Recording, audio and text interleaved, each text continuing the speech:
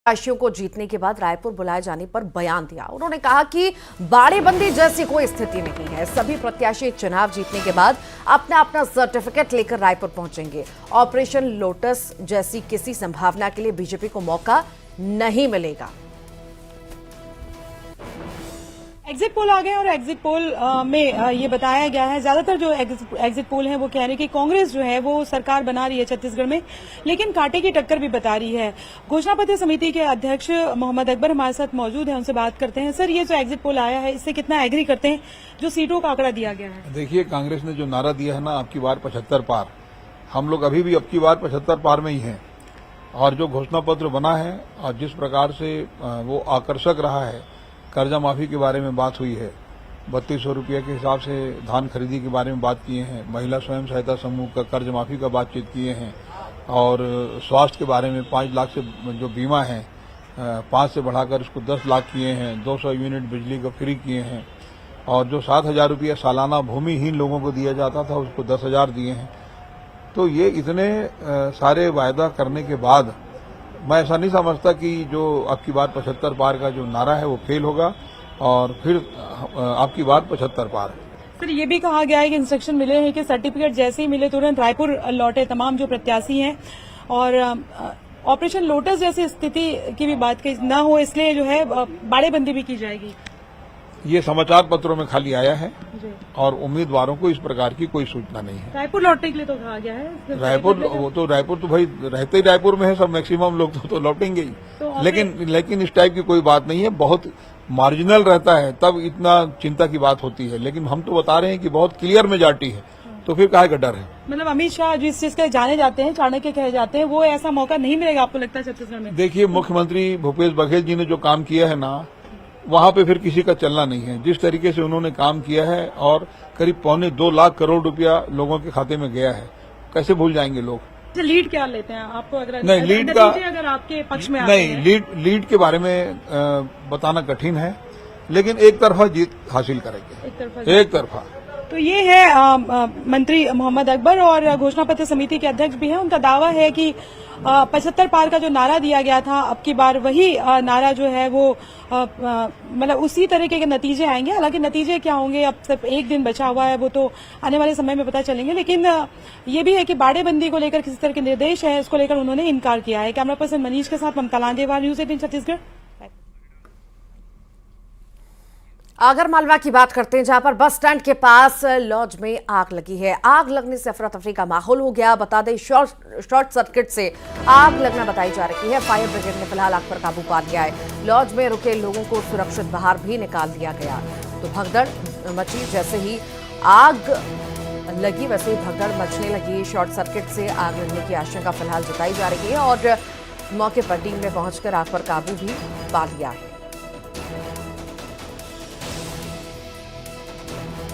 आगर मालवा की अब बात करें, जहां पर बस स्टैंड पर स्थित एक लॉज में आग लगी है। सुबह सुबह आग लगने से वहां पर भगदड़ का माहौल हो गया और लोग इधर उधर भागते हुए नजर आए। शॉर्ट सर्किट से आग लगने की आशंका है। फायर ब्रिगेड ने फिलहाल आग पर काबू पा लिया है। फिलहाल कोई जनहानि नहीं हुई है। लॉज में रुके सभी लोगों को सुरक्षित बाहर भी निकाल लिया गया। आगजनी में लाखों के नुकसान की भी आशंका जताई जा रही है। लॉज में आग लगी है और देखते देखते ये आग फैलती चली गई। लॉज में जो लोग रुके हुए थे उनमें भी भगदड़ मच गई, भागते हुए वो नजर आए। फिलहाल आग पर काबू पा लिया गया है। लॉज में जितना सामान रखा था वो सब कुछ जलकर खाक हुआ है और तस्वीरों से समझा जा सकता है कि आग पास के दुकानों में भी फैली है, जिससे नुकसान कई ज़्यादा हुआ है। आग पर काबू तो पा लिया गया है, पर नुकसान की आशंका बहुत ज़्यादा है। शॉर्ट सर्किट से आग लगने की आशंका फिलहाल जताई जा रही है शुरुआती जांच में। हालांकि अभी भी टीम जुटी हुई है जांच में, आखिर क्या कारण रहे, पर पहले आग पर काबू पाया गया। अब देखा ये भी जा रहा है कि आखिर कितना नुकसान हुआ, किन्हीं वजहों से हुआ। सभी पहलुओं पर जाँच पड़ताल हो रही है, पर आशंका यह है कि शॉर्ट सर्किट से आग लगी है। एक आगजनी की घटना हुई है। हमें पालीवाल जी द्वारा दूरभाष पे ये सूचना मिली थी कि यहाँ पे जो अपने आशीर्वाद लॉज है इसमें आग लग चुकी है। तो हमारे द्वारा जो है दोनों नगर पालिका के दोनों दमकलों को भेजकर आग पे काबू पा लिया गया है। इस और अब जो है आगजनी की घटना में कोई जनहानि वगैरह? नहीं, जनहानि कुछ नहीं हुई है। लाज है, लाज के हिसाब से उसमें आग लगी है। सभी लोगों को सुरक्षित बाहर सभी निकाल? सुरक्षित बाहर आ चुके हैं। और ज्यादा जानकारी के लिए सहयोगी रजनीश सेठी हमारे साथ जुड़ गए हैं। रजनीश, लॉज में आग लगी, आखिर शुरुआती जांच में क्या कुछ सामने आ पाया? आखिर किन्हीं कारणों से आग लगी और आखिर कितना नुकसान जताया जा रहा है? जी हाँ रितु, ये आगरमालवा जिला मुख्यालय के बस स्टैंड पर स्थित आशीर्वाद लॉज में सुबह सुबह आज आग लग गई थी, जिससे भगदड़ की स्थिति बन गई थी।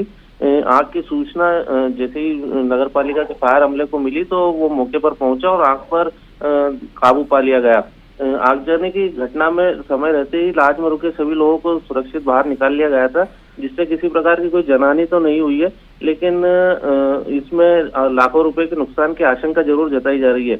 शॉर्ट सर्किट जो है कि लॉज के नीचे एक बेकरी की दुकान है, उसके कारण उसमें शॉर्ट सर्किट होने के कारण ये आग लगने की आशंका जताई जा रही है।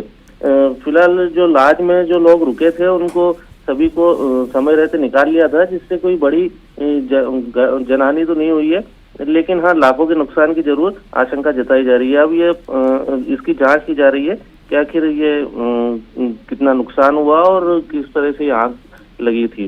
जी ठीक, बहुत बहुत शुक्रिया जानकारी को साझा करने के लिए।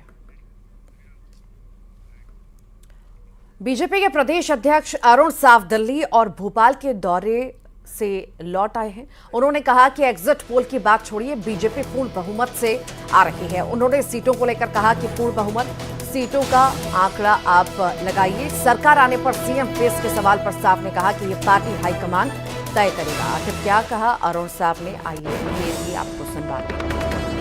एग्जिट पोल के नतीजे आ गए हैं और कांग्रेस को बढ़त दिखाई गई है। हमारे साथ बीजेपी के प्रदेश अध्यक्ष अरुण साव हैं, उनसे बात करते हैं। सर, दिल्ली गए हुए थे, ये भी है कि तमाम जो रिपोर्ट है वो देने के लिए आप गए हुए थे? देखिए, लगातार मैं 1.5 साल से पूरे प्रदेश में घूमा हूं। लगातार भारतीय जनता पार्टी के कार्यकर्ताओं ने परिश्रम किया है, मेहनत किया है और कार्यकर्ताओं से जो फीडबैक मिला है उसके आधार पर पूरे विश्वास के साथ मैं ये कह सकता हूं कि 3 दिसंबर को छत्तीसगढ़ में कमल खिलेगा। भारतीय जनता पार्टी की स्पष्ट बहुमत की सरकार बनने वाली है। सर, एग्जिट पोल के जो नतीजे हैं वो तो कुछ और कह रहे हैं। एग्जिट पोल के नतीजे ये बताते हैं कि लोग जिस प्रकार से कहा करते थे, कांग्रेस के लोग बड़े बड़े उछल उछल के दावे करते थे 75 पार, वो तो एग्जिट पोल में दिख नहीं रहा है।